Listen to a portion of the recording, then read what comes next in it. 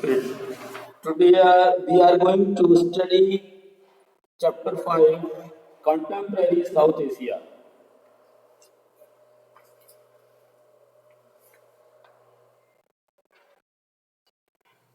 Let us shift our gaze from the larger global development in the post Cold War era to developments in our own region, South Asia.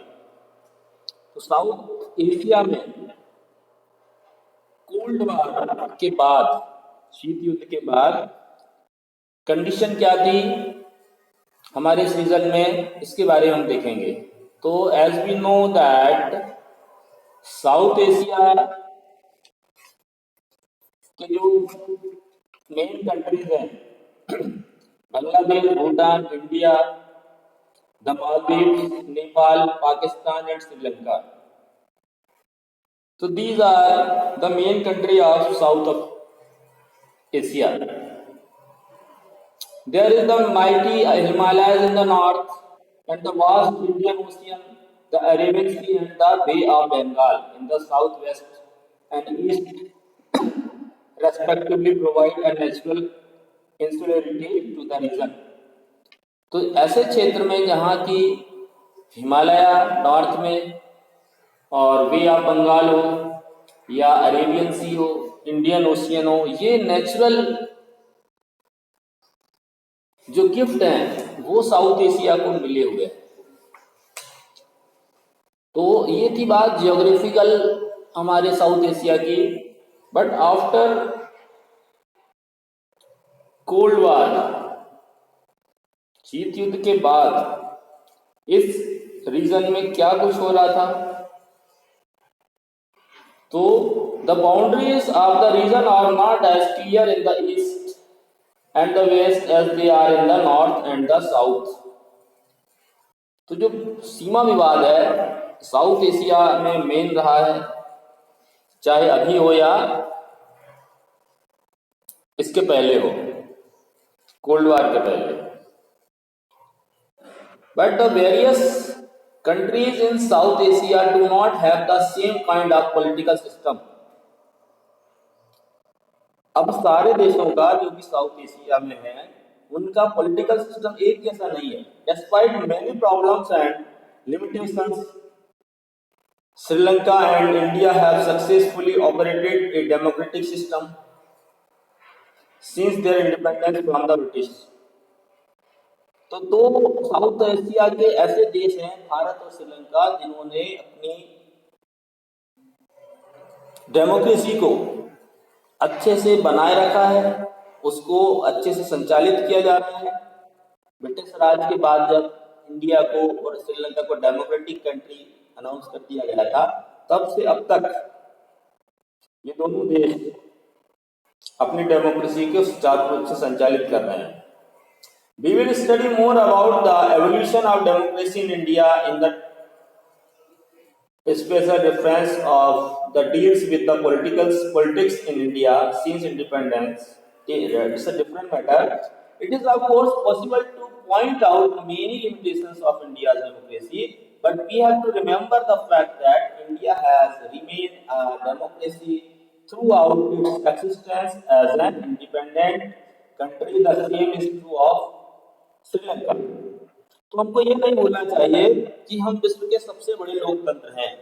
तो south Asia region में हमारी जो एक मान्यता है democratic country के रूप में, वो सबसे बड़े डेमोक्रेटिक कंट्री के रूप में है। इसी तरह श्रीलंका भी अपनी डेमोक्रेसी को समय के साथ साथ कुछ बदलते हुए, कुछ बदलाव लाते हुए चला रहा है। Pakistan and Bangladesh have experienced both civilian and military rules with Bangladesh remaining a democracy in the post-Cold War period. Pakistan began the post-Cold War period with successive democratic governments under Benazir Bhutto and Nawaz Sharif respectively. तो जहाँ तक पाकिस्तान की बात आती है तो वहाँ पर डेमोक्रेसी जो कि मिलिट्री के साथ साथ चलती आ रही है। बांग्लादेश में भी बांग्लादेश के निर्माण के बाद से जो या कोल्ड वार के बाद का जो पीरियड रहा है, तो बांग्लादेश भी एक तरह से इन सब बातों से प्रभावित हुआ है। अब हम देखेंगे जो चेंजेस हैं, क्या चेंजेस आए हुए हैं।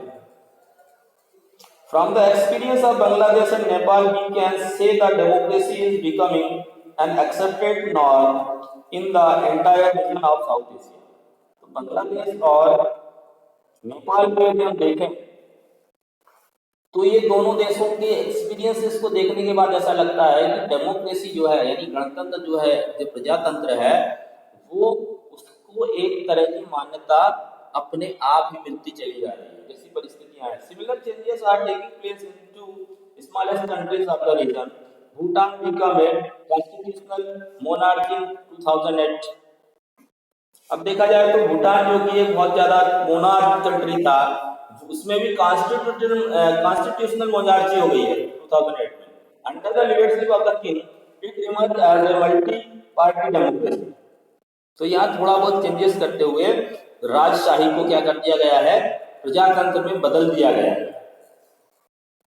The Maldives the other islands nation was a Salutants till 1968 when it was transformed into a republic with a presidential form of government. In June 2012, the Parliament of the Maldives voted unanimously to introduce a multi-party system. The Maldivian Democratic Party (MDP) dominates the political affairs of the Iceland. The MDP won the 2018 election. तो the Maldives में भी democracy जो है धीरे धीरे आ रही है। So despite the mixed record of the democratic experience, the people in all these countries share the aspiration for democracy. अब साउथ एशिया के पूरे कंट्रीज को यदि देखा जाए, भारत और श्रीलंका जहाँ कंप्लीट डेमोक्रेसी है को छोड़कर दूसरे जो कंट्रीज हैं, चाहे पाकिस्तान, बांग्लादेश, नेपाल, मालदीव, भूटान, सब में कहीं ना कहीं डेमोक्रेसी डायरेक्ट और इनडायरेक्ट चल रही है, या ये देश डेमोक्रेसी को अपने सिस्टम में लाने के लिए एक अनुकूल वातावरण तैयार कर रहे हैं और ऐसा होता भी दिख रहा है। तो ये कहा जाए कि पूरा साउथ एशिया एक डेमोक्रेटिक रीजन के रूप में है, तो ये गलत बात नहीं होगी, ये हमको इसे स्वीकार करना पड़ेगा। तो ये बात की साउथ एशिया की, साउथ एशिया है क्या। अब next point is the military and democracy in Pakistan. यदि बात करें पाकिस्तान की, तो after Pakistan framed its first constitution, General Ayub Khan took over the administration of the country and soon got himself elected. He had to give up office when there was popular dissatisfaction against his rule. अब आजादी के बाद जैसे पाकिस्तान बना तो उसका जो first constitution था, जनरल अयूब खान, जिन्होंने सारा एडमिनिस्ट्रेशन, पूरे कंट्री का एडमिनिस्ट्रेशन को लेकर और अपने आप को एक इलेक्टेड बॉडी घोषित कर दिया पाकिस्तान के अंदर, लेकिन जल्दी इसका विरोध भी और डिससैटिस्फैक्शन भी फैल गया। After it, again under General Yahya Khan, during Yahya's military rule, Pakistan faced the Bangladesh crisis, and after a war with India in 1971, East Pakistan broke away to emerge as an independent country called the Bangladesh. इसके बाद याह्या खान के नेतृत्व में military rule आया और इसी समय इसके बाद 1971 में बांग्लादेश क्राइसिस हुआ और भारत से युद्ध के बाद पाकिस्तान से बांग्लादेश अलग हो गया और बांग्लादेश एक इंडिपेंडेंट कंट्री बन गया। इसके बाद the Bhutto government was removed by general Zia ul Haq in 1977। General Zia faced a pro democracy movement from 1982 onwards and an elected democratic government was established once again 1988 under the leadership of Benazir Bhutto। तो फिर जैसे ही आगे बढ़ते हैं 1977 में बेनजीर भुट्टो की चुनी हुई सरकार को जनरल जिया-उल हक के द्वारा विस्थापित कर दिया गया। यानी फिर से मिलिट्री जो है वहां कहीं ना कहीं डेमोक्रेसी पर भारी साबित होती दिखी। And again in 1988 under the leadership of Benazir Bhutto ये काम हुआ. In the period that followed Pakistan politics centred around the competition between her party, the Pakistan People's Party, and the Muslim League. This phase of elective democracy lasted till 1999 when the army stepped in again and General Pervez Musharraf removed Prime Minister Nawaz Sharif in 2001. तो फिर से इतिहास दोहराया गया. We can see that 1999 में तत्कालीन जो army chief थे जनरल परवेज मुशर्रफ, उन्होंने प्राइम मिनिस्टर नवाज शरीफ की इलेक्टेड गवर्नमेंट को हटा दिया और फिर से वहां पर मिलिट्री रूल कायम हो गया. तो several factors have contributed to Pakistan's failure in building a stable democracy. The social dominance of the military, clergy and land winning aristocracy has led to the frequent overthrow of elected governments and the establishment of military government. Pakistan's conflict with India has made the two military groups more powerful. तो ऐसा नहीं है कि कोई एक reason हो, एक कारण हो जिससे पाकिस्तान में ज्यादातर मिलिट्री प्रशासन रहा है. इसके बहुत सारे रीजन है. तो मोस्टली जो देखा जाता है कि social dominance of the military और सेकंड लैंड ओनिंग एरिस्टोक्रेसी, ये दो मेन कारण रहे हैं जिनके कारण पाकिस्तान में इलेक्टेड गवर्नमेंट को बार बार हटाया गया और उसकी जगह मिलिट्री शासन आया. तीसरा बड़ा कारण पाकिस्तान के साथ ये रहा कि इंडिया के साथ जो कॉन्फ्लिक्ट्स उसके थे उसके कारण भी वहां मिलिट्री बहुत ज्यादा पावरफुल हो गई और इलेक्टेड गवर्नमेंट जो थी वो हटाते चले आए. इतिहास ये रहा है पाकिस्तान का कि वहां कभी इलेक्टेड गवर्नमेंट ने अपना कार्यकाल ठीक तरह से पूरा नहीं किया. तो ये थी पाकिस्तान की बात की जहां क्यों मिलिट्री शासन बार बार रहा. Now democracy in Bangladesh.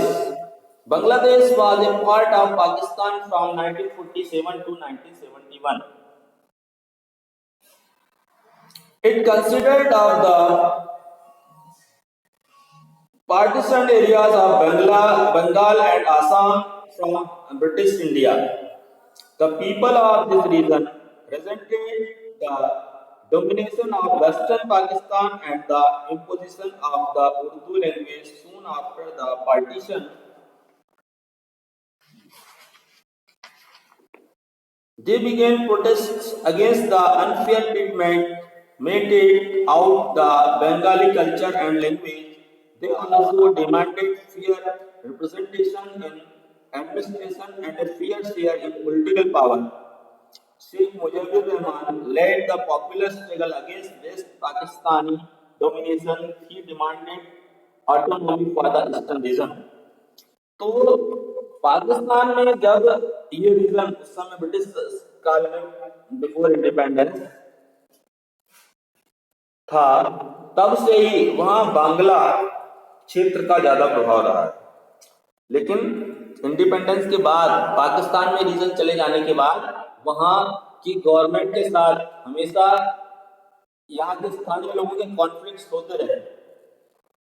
तो इन्हीं सब कॉन्फ्लिक्ट्स को लेकर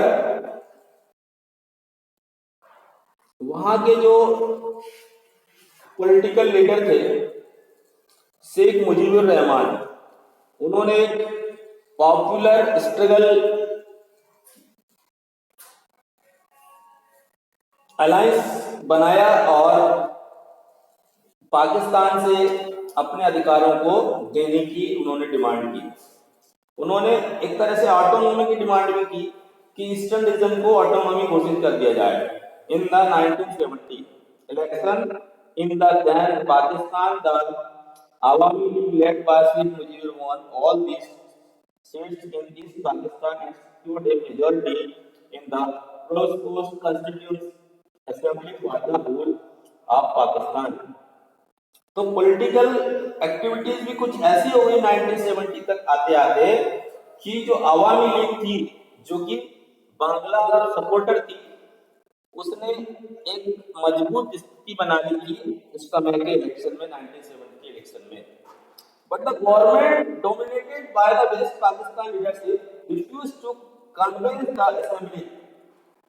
लेकिन जो वेस्ट पाकिस्तानी लीडरशिप थी उन्होंने इस चीज को एक सिरे से खारिज कर दिया। तो Sheikh Mujib was arrested under the military rule of the General Yahya Khan.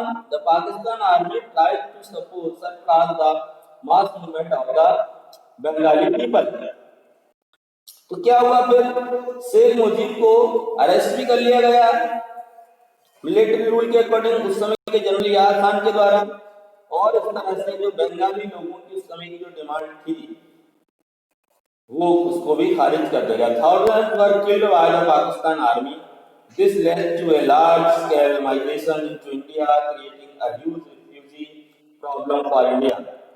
तो यही कारण था कि कई लोग मारे गए, हजारों लोग इस समय मारे गए और बहुत सारे लोग एज ए रिफ्यूजी इंडिया में आ गए। तो तभी से जो प्रॉब्लम थी वो खड़ी हो गई, रिफ्यूजी प्रॉब्लम इंडिया के लिए। The East Pakistan for the independence and helped them financially and militarily. This resulted in a war between India and Pakistan in December 1971। और यही सब कारण 1971 में इंडिया पाकिस्तान वार का कारण बना। Pakistani forces in East Pakistan and the formation of Bangladesh as an independent country. Bangladesh drafted its constitution, declared faith in secularism, democracy and socialism। तो इस तरह से बांग्लादेश का निर्माण हुआ। उस युद्ध में पाकिस्तान की हार हुई और बांग्लादेश को अलग राष्ट्र घोषित कर दिया गया, और बांग्लादेश में अपना जो कॉन्स्टिट्यूशन था उसको सेक्युलरिज्म, डेमोक्रेसी और सोशलिज्म के आधार पर बनाया। However, in 1975, Sheikh Mujib got the constitution amended to shift from the parliamentary to presidential form of government। तो बाद में फिर 1975 में शेख मुजीब के द्वारा जो कॉन्स्टिट्यूशन था उसको पार्लियामेंट्री से हटाकर प्रेसिडेंशियल फॉर्म में गवर्नमेंट को बना दिया गया। He also abolished all parties except one, the Awami League। This led to conflicts and tension in a dramatic and tragic development। He was assassinated in a military uprising in August 1975। The new military ruler Ziaur Rahman formed his own Bangladesh National Party and won elections in 1979। तो यहाँ पर भी हम देखते हैं कि किस तरह से डेमोक्रेसी को आधार बनाकर कई पार्टियों का गठन हुआ, और अब वहां पर भी डेमोक्रेसी की तरह जो उनका कॉन्स्टिट्यूशन था वो चलने लगा। Next, the monarchy and democracy in Nepal. बात करें हम नेपाल की, तो नेपाल एक छोटा सा देश है। Nepal was a Hindu kingdom in the past and then a constitutional monarchy in the modern period for many years. पहले वो एक स्वतंत्र हिंदू राष्ट्र रहा, लेकिन वर्तमान में जो नेपाल है वो एक कॉन्स्टिट्यूशनल मोनार्की है, यानी प्रजातांत्रिक राजशाही जिसको हम कहते हैं। Political parties and the common people of Nepal have wanted a more open and responsive system of government, but the king, with the help of the army, retained full control over the government and restricted the expansion of democracy in Nepal। तो उस समय क्या हुआ, लोग तो चाहते थे कि कंप्लीट डेमोक्रेसी हो, लेकिन राजा ने आर्मी के साथ मिलकर एक गवर्नमेंट पर एक अपना कंट्रोल जमा के रखा था, और वो नहीं चाहता था कि किस तरह से भी डेमोक्रेसी का एक्सपेंशन नेपाल के अंदर हो। The king accepted the demand for a new democratic constitution in 1990 in the wake of strong pro-democracy movement। लेकिन 1990 में जब एक मजबूत प्रो डेमोक्रेसी मूवमेंट हुआ, तब वहां के किंग ने क्या किया, इस डिमांड को मानने के लिए वो तैयार हुआ। However, democratic government had a short and troubled career. During the 19th, the Maoists of Nepal were successful in spreading their influence in army parts of Nepal, लेकिन ये ज्यादा दिन तक नहीं टिका और माओइस्ट जो थे उन्होंने नेपाल को फिर एक से एक बार कैसी गवर्नमेंट के रूप में बना दिया, एक तरह से फिर से डेमोक्रेटिक मोनार्ची के रूप में फिर से नेपाल को स्थापित कर दिया। तो they believed in armed insurrection against the monarchs and the ruling elite. This led to violent conflict between the Maoist guerrillas and the armed forces of the king. अब बाद में उनमें भी संघर्ष हुआ, जो माओइस्ट आए थे शासन में उनका सेना के साथ संघर्ष हुआ। For some time there was a triangular conflict among the monarchist forces, the democratics and the Maoists. तो त्रिकोणीय संघर्ष भी कुछ समय तक चलता रहा नेपाल के अंदर। But in 2002 the king abolished the parliament and dismissed the government, thus ending even the limited democracy that existed in Nepal. और फिर in April 2006 there were massive countrywide pro-democracy protests. The struggling pro-democracy forces achieved their first major victory when the king was forced to restore the House of Representatives that had been dissolved in April 2002. तो अब जो अप्रैल 2002 में जो चीजें खत्म कर दी गई थी वो 2006 में फिर से वापस आ गई, यानी एक तरह से डेमोक्रेसी फिर से नेपाल में स्थापित हो गई। The largely non-violent movement was led by the Seven Parties Alliance (SPA), the Maoist and social activities. Nepal's transition to democracy is almost complete. Nepal has undergone a unique moment in its history because it formed a constituent assembly to draft the constitution for Nepal. Some section in Nepal thought that a nominal monarchy was necessary for Nepal to retain its link with the past. अब बाद में ये देखा गया है कि एक छोटी थोड़ी बहुत मोनार्ची का यानी राजशाही शासन वहाँ रहना चाहिए ताकि देश के लोग अपने पास्ट से यानी अपने भूतकाल से पुराने समय से जुड़े रहें। बाकी बांग्लादेश नेपाल में अब डेमोक्रेसी कंप्लीटली बन गई है। तो ये था हमारा चैप्टर जिसमें हमने देखा कि साउथ एशिया क्या है, इसके बाद हमने देखा the military and democracy in Pakistan, हमने देखा बांग्लादेश की डेमोक्रेसी और monarchy and democracy in Nepal. Okay.